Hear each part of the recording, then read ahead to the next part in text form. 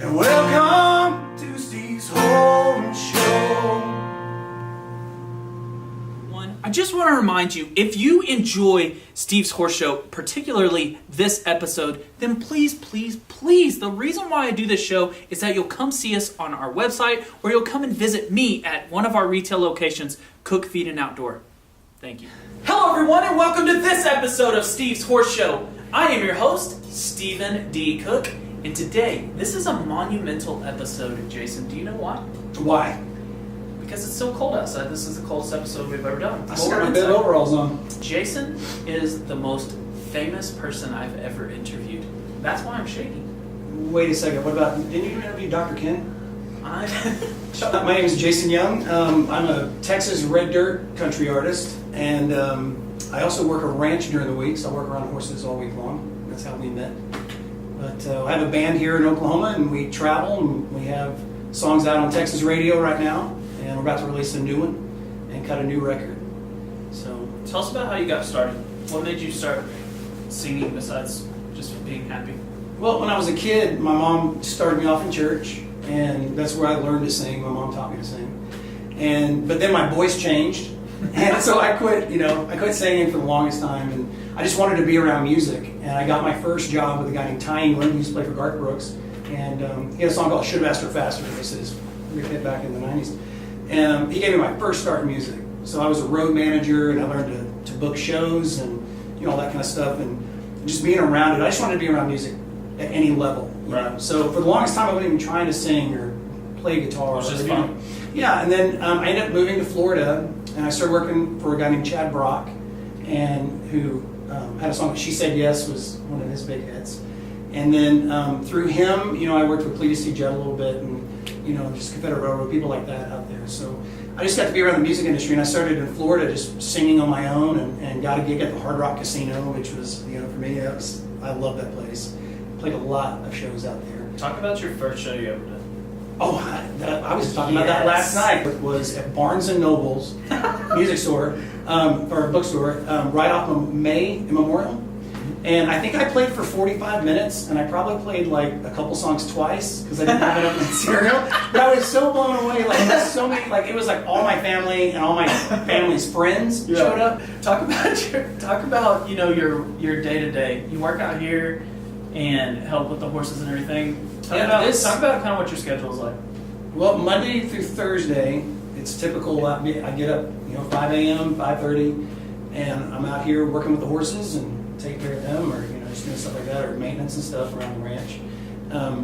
Evenings, I go home seriously every night, and I spend a few hours working on music. You got music industry is a business, so it's you got to book shows, you got to do marketing, and luckily my wife helps me.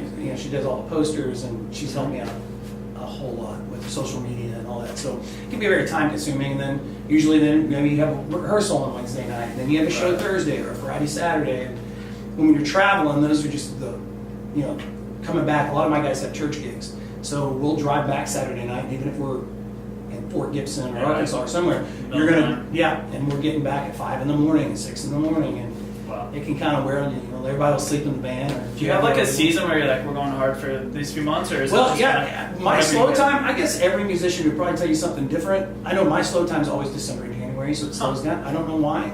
That's why we were so lucky to get you on the show now. Yeah, actually, I gotta go. Hey, thank you guys.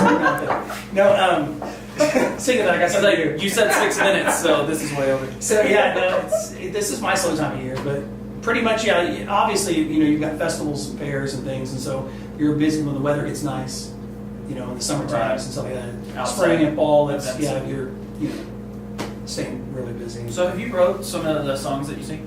I write them all. In fact, my last record was completely written on this ranch, and my new record completely written on this ranch.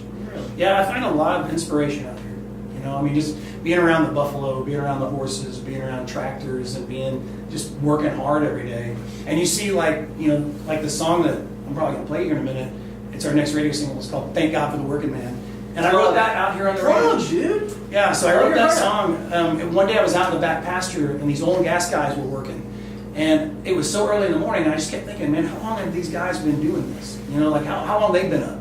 Right. And it was the same day we had all the calves going to the stockyards, and so Jim was out loading up calves that morning, and the moms are all crying, and I'm seeing all this stuff, and I started thinking about farming and ranching, and then it was like that afternoon I got a text message from a buddy of mine that was in the military, and so I started thinking about that stuff, like all these things. It made me think about life, how we all have a part, a role to play, Yeah. and we all make this world go round, kind of thing. It's Yeah. like, no matter whether you're a teacher, you're a fireman, you work at a convenience store, or Right. cleaning stalls, If or someone didn't you're show selling up, it kind of fees, screws or- up the.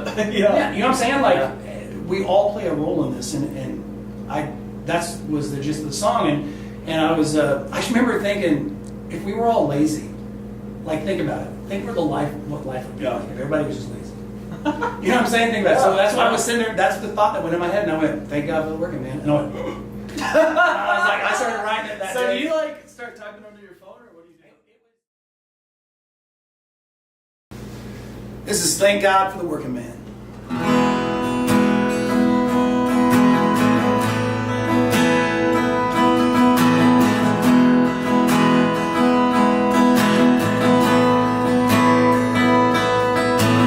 So 5 a.m., 6 days a week, doing his best just to make ends meet every day, drilling on the grid.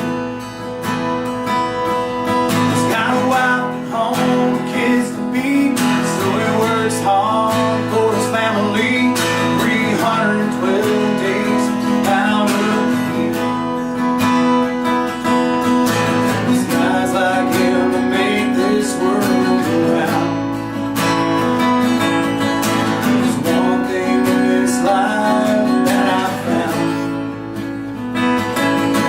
Let's raise a glass to the working man out there doing the best he can for you and me.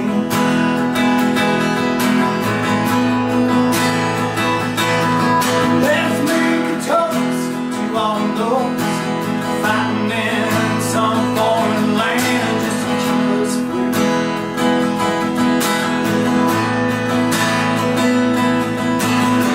Every night I pray, I bow my head.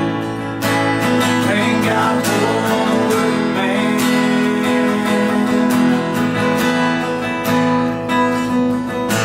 He's up every morning before the sun comes up. He climbs up in the tractor and he fires it up to plow that field, plants the seed. He'll load up a trailer to his own truck, load up some cattle, and with any luck, he'll sell some beef for you and me. There's guys like him that make this world go round. There's one thing in this life that I found. Let's raise a glass to the working man out there doing the best he can for you and me.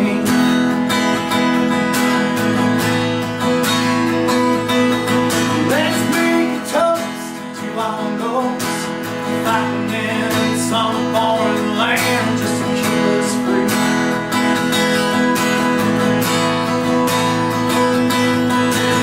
Every night I pray, I bow my head. Thank God for the working man.